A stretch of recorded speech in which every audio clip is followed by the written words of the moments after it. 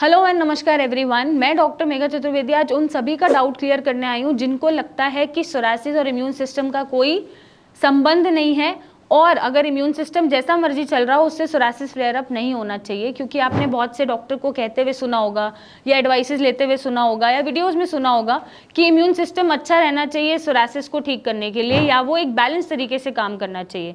अब इसके आगे पेशेंट को नहीं लगता कि इम्यून सिस्टम का कोई खास रोल है, क्योंकि अक्सर जब खांसी हुआ, जुकाम हुआ, कोई टाइफाइड हुआ, कोई इन्फेक्शन हुआ, जहाँ पे भी आपका इम्यून सिस्टम डिस्टर्ब होता है वहाँ पे आपके सोरासिस के पैचेस जरूर रिलैप्स करते होंगे या रिकरिंग हो जाते होंगे, पर उन्हें लगता है कि ये नहीं होना चाहिए। ये एब्सोल्युटली सच्चाई की बात है कि सोरासिस और इम्यून सिस्टम आपस में लिंक्ड है, क्योंकि सोरासिस अपने आप में एक ऑटोइम्यून बीमारी है और इसमें जो आपका इम्यून सिस्टम है वो हाइपर एक्टिवली काम करता है और अपनी ही बॉडी का दुश्मन बन जाता है।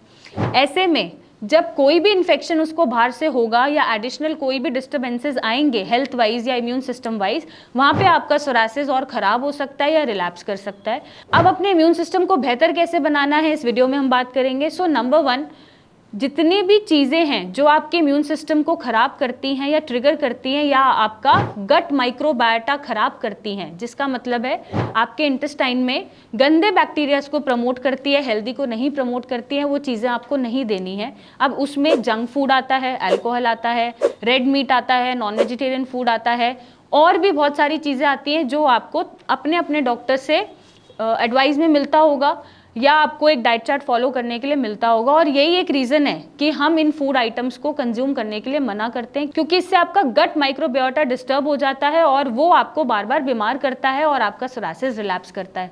नंबर 2, आप चाहें तो एंटीऑक्सीडेंट फूड का सेवन करें जिससे कहीं भी बॉडी में इन्फ्लेमेशन ना आए और आपके टॉक्सिन्स अच्छे से बाहर एलिमिनेट होते रहें। आप जब ऐसे फूड इनटेक करते हैं तो आपका इम्यून सिस्टम ट्रिगर नहीं होता है। और कुछ बातें आपको ध्यान रखने की ज़रूरत है, जैसे सीज़न चेंज हो रहा है, जब भी वेदर बदल रहा है तो आप डायरेक्ट बर्फ़ वाली चीज़ें कंज्यूम ना करें। आप डायरेक्टली अब जैसे गर्मियां हैं, अब सर्दियां आएंगी तो आप एकदम से अपने आप को ढकें, प्रिकॉशन ले कि आप ठंड में नहीं जाएंगे, कोल्ड एयर से बचेंगे, ऐसे आप और बीमार होने से बचेंगे। इन चीज़ों का आपको ध्यान रखना होता है। और टाइम टू टाइम एक्सरसाइजेस करना और स्ट्रेस कम लेना, वो भी बहुत बड़ा रोल प्ले करता है आपके गट माइक्रोबायोटा को बनाने में। उसके लिए आप कुछ भी एक्सरसाइज जो आपको पसंद है वो आप फॉलो कर सकते हैं। डाइट मैंने बताया या मैंने लाइफस्टाइल बताया कैसे जीना है, और टाइम पे सोना बहुत इंपॉर्टेंट है। तो अगर आप 6-7 आवर्स की नींद ले रहे हैं तो भी आपका सिस्टम अच्छा चलता रहेगा, चीज़ें मेटाबोलाइज होती रहेंगी और इम्यून सिस्टम आपका ट्रिगर कम होगा।